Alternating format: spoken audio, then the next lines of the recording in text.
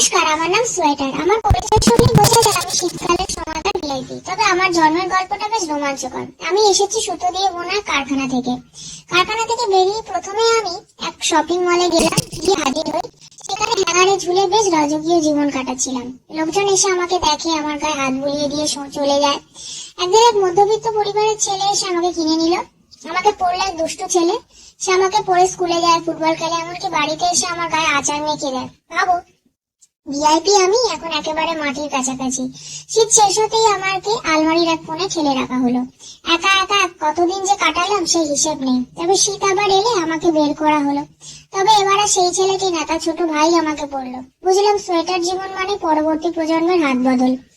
এখন আমি পুরনো হয়ে গেছি, কখনো কারো সাইকেলের সিট ঢাকছি, কখনো কেউ আমাকে রুমাল বানিয়ে ব্যবহার করছে। তবু আমার গর্ব, আমি শীতের দিনগুলো কতজনকে যে আরাম দিয়েছি। Thank you.